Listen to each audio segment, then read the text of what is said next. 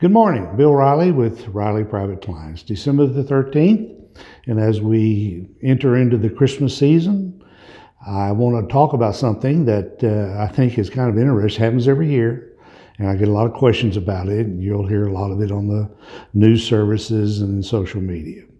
It's called the Santa Claus Rally. What is it? How does it happen, and why? So we'll try to go through some of that. Basically, there's no real rhyme or reason if you don't know the truth, but it is that happens almost 34 times out of the last probably 45 years. So let's get into it. A Santa Claus rally describes the sustained increase in the stock market that occurs in the last 2 weeks or so of the year. Now, sometimes it even continues on into the first trading days of January. Now, there's all kinds of explanations for this, and you're going to hear various theories, hypotheses of why it happens, but basically, let's kind of touch on them. The thing is, it's hard to explain why it happens, but it happens, and that's interesting.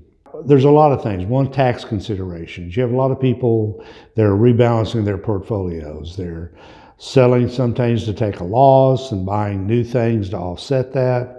So you get a lot of what we call portfolio tune-ups. The next is that generally people feel good. And since we've had such about 2 years of this horrible situation we went through, I think this year may be a real boom to the retail and people starting feeling good. You see a lot of people out and about, even with these variants that keep coming up with the COVID situation. And there's just a lot of happiness on Wall Street. You know, the markets have backed to all-time highs, and we seem to set new highs every day. There's not been a big pullback in some time of any significance other than in September when we dropped about 5%. Now, the other factor is this. As we get closer to Christmas, the guys that are actually in charge of the trading floors start taking more time off. So you don't have a lot of guys trading because there'll be a point where they'll say that's it for the year. And then you get a lot of retail investors that see the news services, the good news, and they start buying, and demand for stocks goes up, therefore prices go up. Let's kind of go into a little bit more of some of the takeaways, and maybe you can kind of see why it's hard to explain this and why it happens. The Santa Claus rally, as we said, starts about now, continues to the end of the year. Why? One of the things I read, or one of the explanations that's always been around, is the essence includes the increased holiday spending. People see the sales go up when they report retail sales. Optimism is fueled. Institutional investors trying to get their books in order so they can show a profit. But regardless of the reason, more than 2/3 of Decembers, dating back to 1960s, have resulted in positive gains for shareholders. That's interesting because sometimes there's no reason for the market to go up other than just behavioral effects of good news, people being happy, people being comfortable. Still, with many market anomalies, it's just random. There is no real reason. And people have asked me this every year, well, why does the Santa Claus rally? And I go through the steps, I explain it to them, but really, for us that have been doing this a long time, we really don't want to tell you that there is no reason for it to go up, other than it just goes up. Markets go up, markets go down. And for some reason, the last 2 weeks of December, unless you have something that's very, comes out of the blue, what we call the black swan theory, where something shows up that wasn't supposed to be there, it will continue. When somebody asked me, is this a real thing? Is this real that this thing happens? Yes, it is. It is real. Go back and look. And I think it will continue for some time. I think we may have a better market next year than we had this year, not from the standpoint that we hit new highs, but it will be more sustainable because we're going to see earnings come in. Earnings should be very good. We saw the CPI come in. Unemployment dropped dramatically. So everything's attuned for a pretty good year.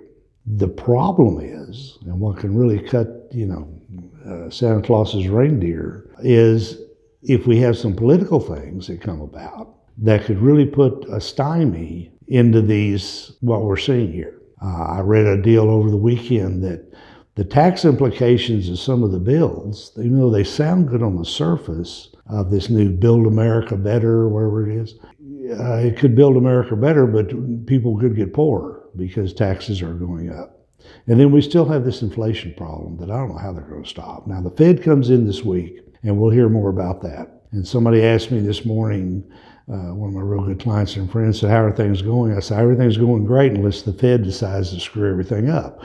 And, bull markets are usually killed by the Fed. It's not the economy, it's not interest rates, it's the Fed and what they say and what they're saying and what they're trying to accomplish. But inflation is a lot, like I've talked before, inflation is a lot worse than people think it is. The most expensive Thanksgiving we've had. We're going to have the same thing at Christmas. Shortages. You don't see any Christmas sales being advertised, do you? They're not out there and probably won't be in January. So we've still got some elements of risk, but as long as we have more jobs than we have people to fill them, and as long as the Fed doesn't get crazy and raise rates dramatically, I think we're going to be all right.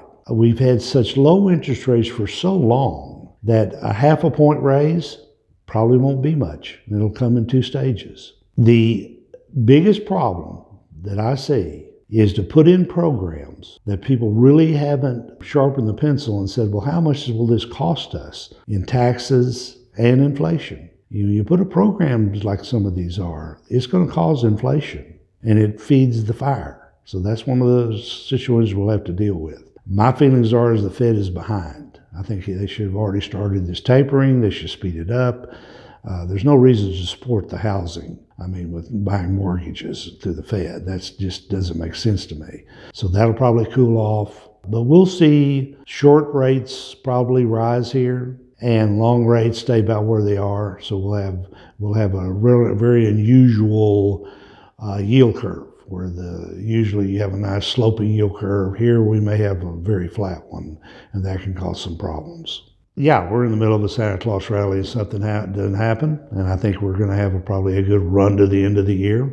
One of the projections, one of the guys I follow that's probably one of the best market technicians I've seen, is that we'll be sitting here next year with the S&P approaching 5,000 or 5,100. That sounds like a big number, but it's only 7% from where we are now, so don't get excited. But I don't think we're going to really have some, big interruptions or problems to the economy. So have a good week.